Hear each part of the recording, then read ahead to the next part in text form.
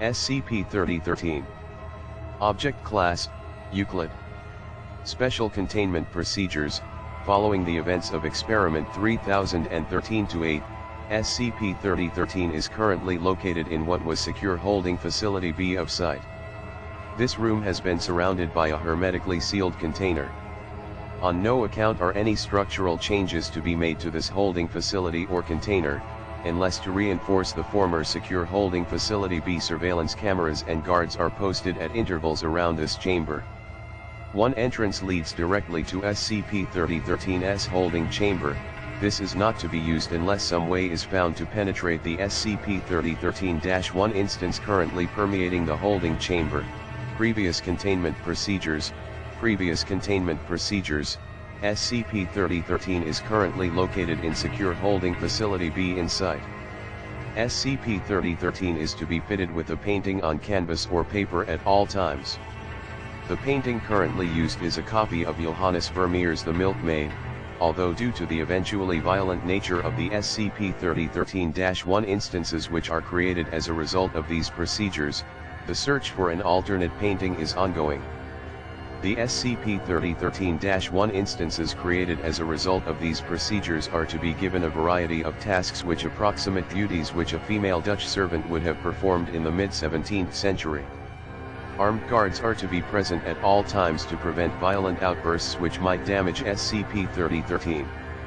Due to the inevitability of a violent outburst occurring after 14 hours, it is recommended that the current SCP-3013-1 instance be terminated every 12 hours.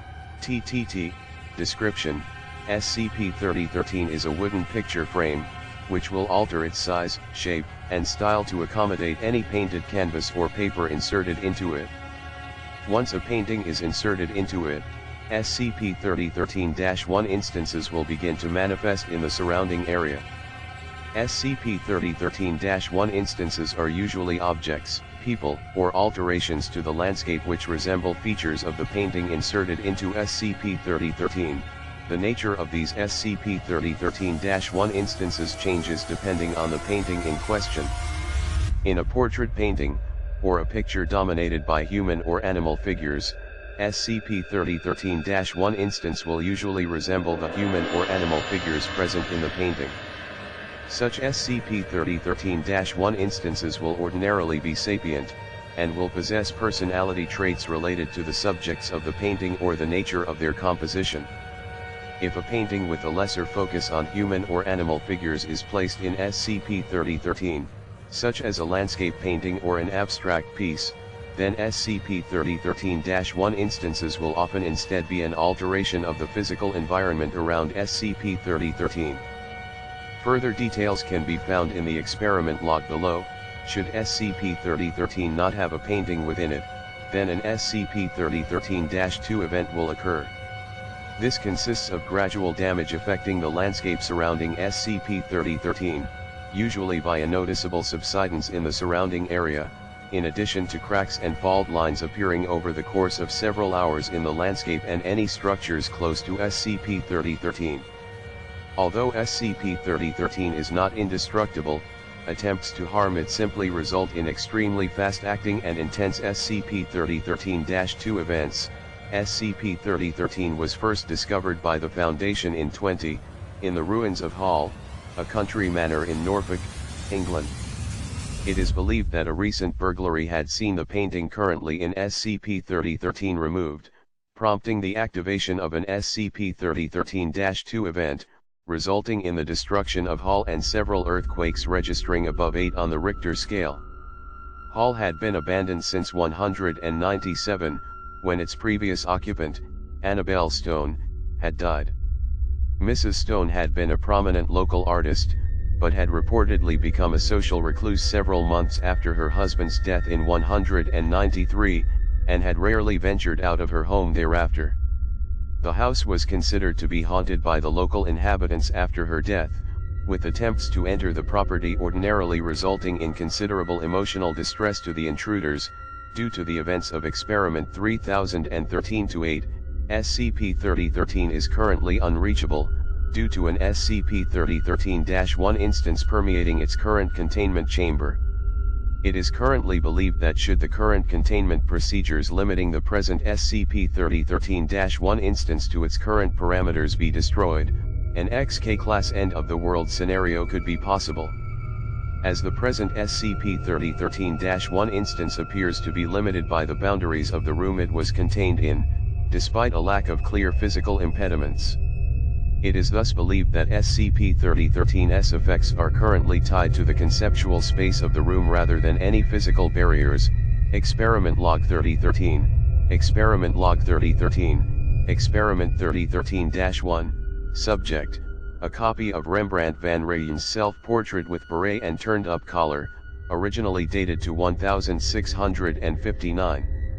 This picture was considered a viable candidate for containment, as the depiction is relatively straightforward and lacks any complicating elements.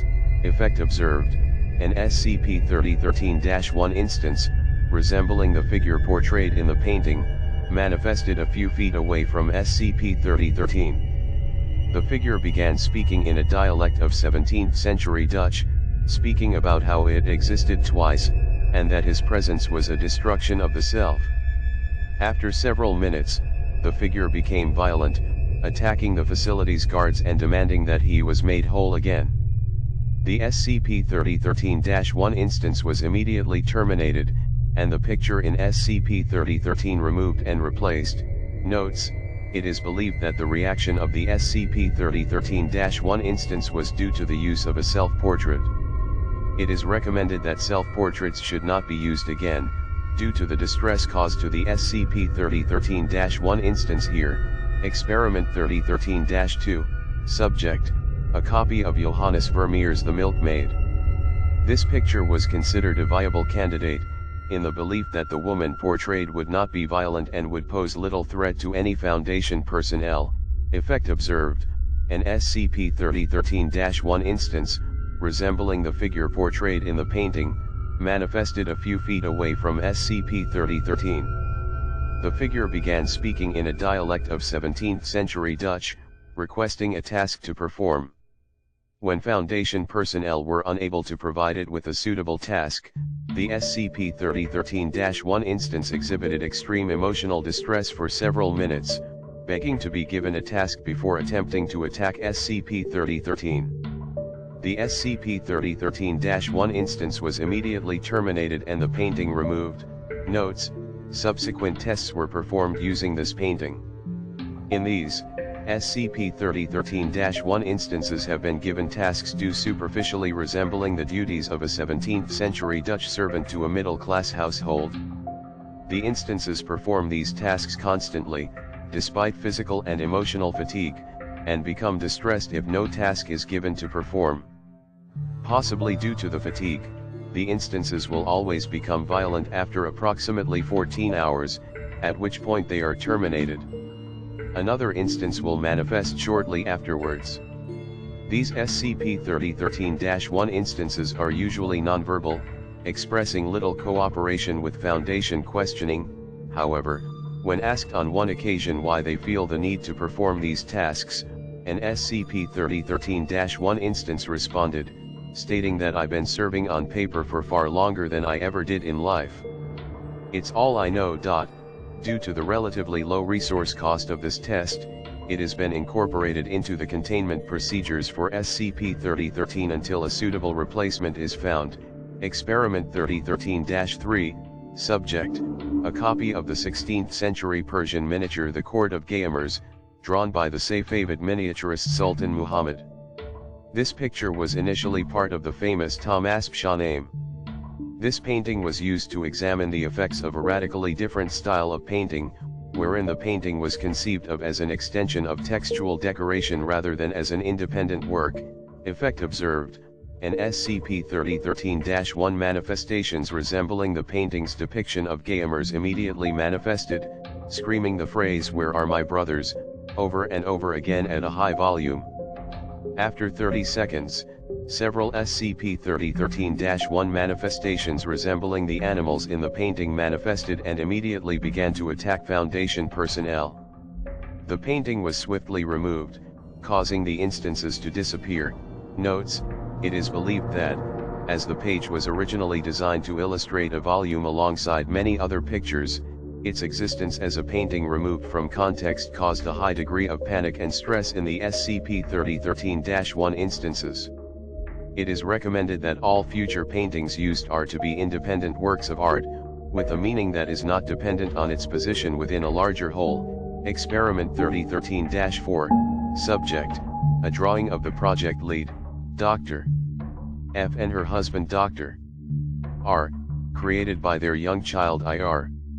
The child had attempted to draw an accurate representation of its parents, but had deemed its drawing a failure. This experiment was performed to ascertain the effects on SCP-3013 wherein the intended result was not achieved. Effect observed: 2 SCP-3013-1 instances resembling the figures in the drawing manifested.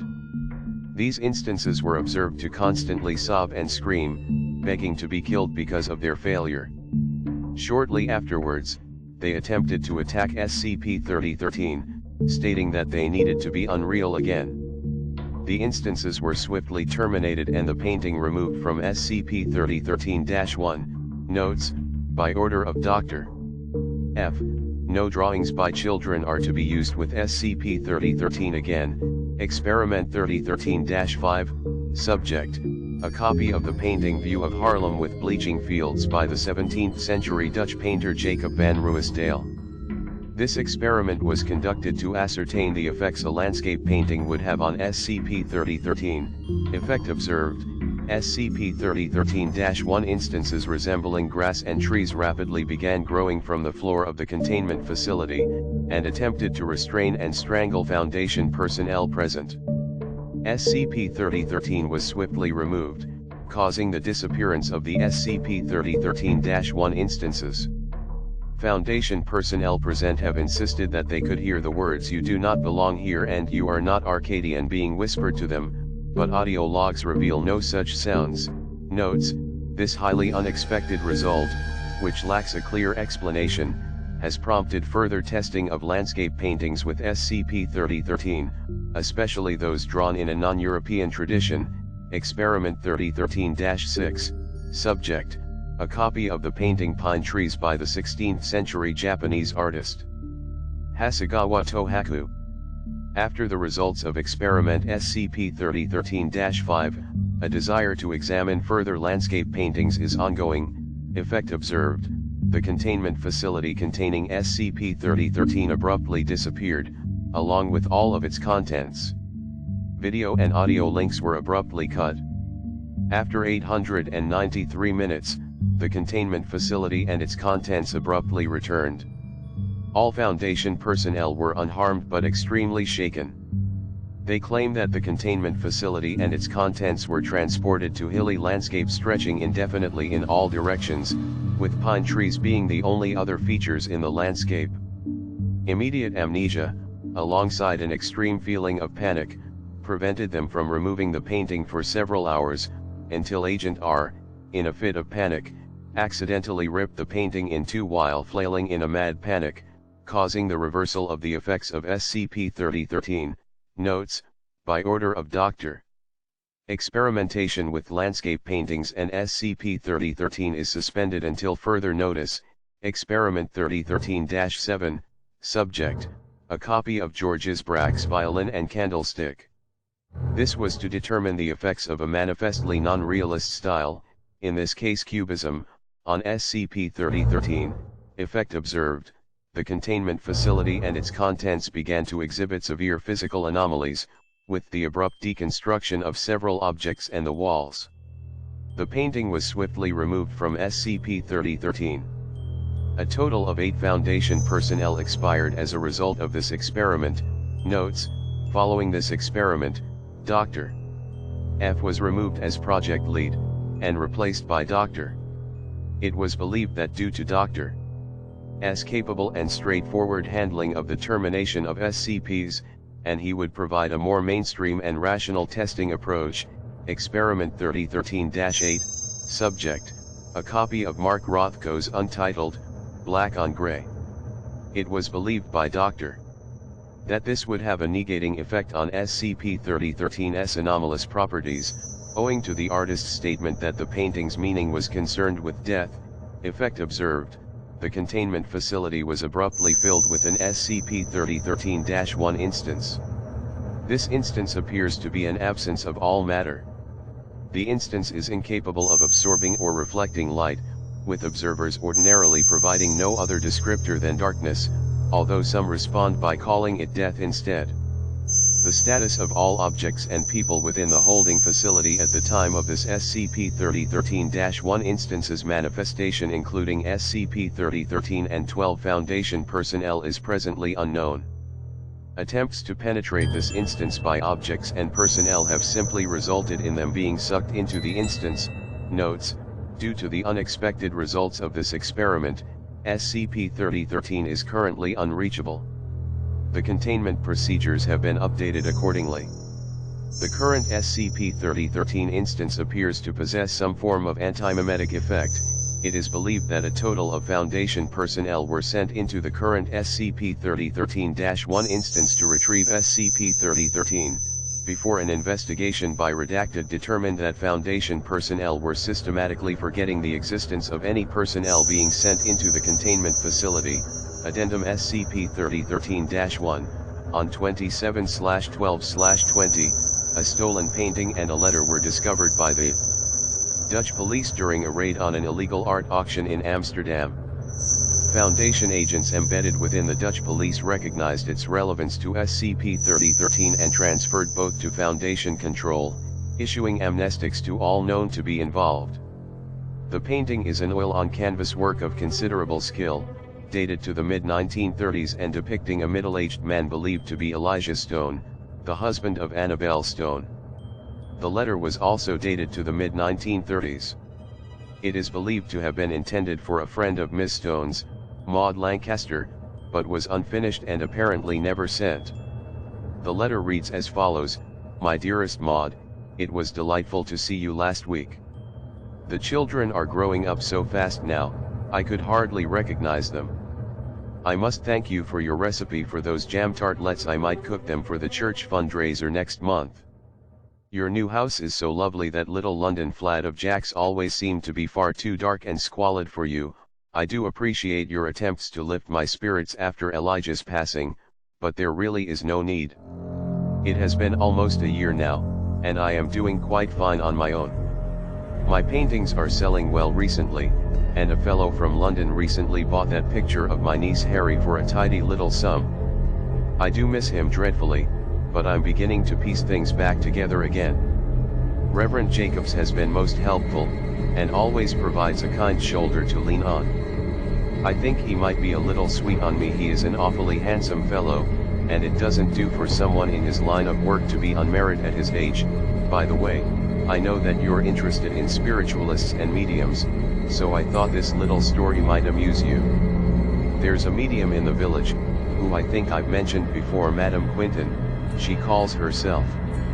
I think it's all frightful nonsense, personally, but it does provide me with some amusement in the evenings. Watching all the locals get in a tizzy over some great aunt they never cared about anyway is rather fun. Anyway, there was a chap from America there, a doctor of some kind, who knew Elijah. Said that he knew him from his work in London. They often met up at the Belgrade, apparently.